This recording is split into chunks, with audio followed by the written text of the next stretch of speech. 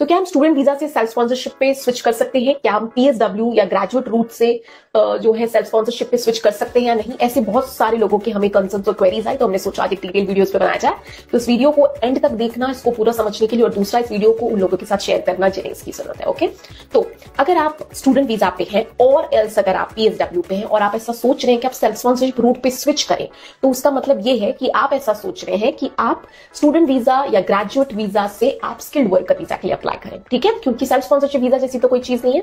But अगर आप skilled worker visa पे स्विच करना चाहते हैं तो उसकी कुछ कंडीशंस है जिसको हम समझने की कोशिश करते हैं। तो सबसे पहली बात, जब भी आप एप्लीकेशन कर रहे हैं स्किल्ड वर्कर वीजा की, तो आपको यूके में रहना जरूरी है। आप कोई दूसरी कंट्री में तब नहीं जा सकते जब आपकी एप्लीकेशन प्रोसेस हो रही है, अदरवाइज आपका जो वीजा एप्लीकेशन है वो कैंसिल हो सकता है। दूसरा ये, आप जब भी किसी एक वीजा से स्किल्ड वर्कर वीजा के लिए स्विच करने के बारे में सोच रहे हैं तो आपके पार्टनर और चिल्ड्रन को अलग से सेपरेटली एप्लीकेशन करनी पड़ेगी।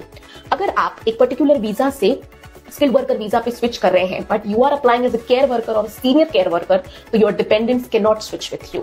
ओके, अब बात करें एलिजिबिलिटी रिक्वायरमेंट की। ऐसा बेसिकली कर कौन सकता है, कौन एलिजिबल है कि वो एक पर्टिकुलर वीजा से स्किल्ड वर्कर वीजा पे स्विच कर सके? तो उसके लिए ये है कि सबसे पहले आपकी जो जॉब है वो स्किल्ड वर्कर कैटेगरी में आनी चाहिए। सी, तो अगर फॉर एग्जांपल आप पीएसडब्ल्यू पे हैं पर अब आपको एक ऐसी जॉब ऑफर हुई है जो यूके होम ऑफिस की एलिजिबिलिटी रिक्वायरमेंट को मीट करती है, दैट मींस जो भी आपका जॉब रोल है वो यूके होम ऑफिस की एलिजिबल ऑक्यूपेशन लिस्ट में आता है, और वो जो जॉब है वो आपको per year salary, minimum salary जो है पे करनी है, जो यूके होम ऑफिस की रिक्वायरमेंट है। ठीक है, सेल्फ स्पॉन्सरशिप केस में क्या करते हैं, आप अपने आप को जॉब देते हैं। तो अगर आप इवन अपने आप को भी जॉब दे रहे हैं तो आपका जॉब रोल उस लिस्ट में होना चाहिए और आपको वो मिनिमम सैलरी रिक्वायरमेंट को फुलफिल करना होगा। ठीक है, ओके।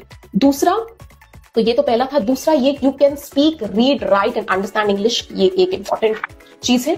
अब बात करें स्टूडेंट वीजा की, तो अगर आप स्टूडेंट वीजा पे हैं तो you should meet one of this criteria. One of this criteria ये है कि आपकी जो जॉब स्टार्ट डेट है वो आपके कोर्स एंड होने के बाद होनी चाहिए, और you should study for a PhD for at least 24 months in the UK. Now, who cannot switch? So if you are on a short-term student visa, parent of a child student visa, seasonal worker visa, domestic worker visa, immigration waiver, any visa granted outside standard rules, you cannot switch. Okay, I hope you understand.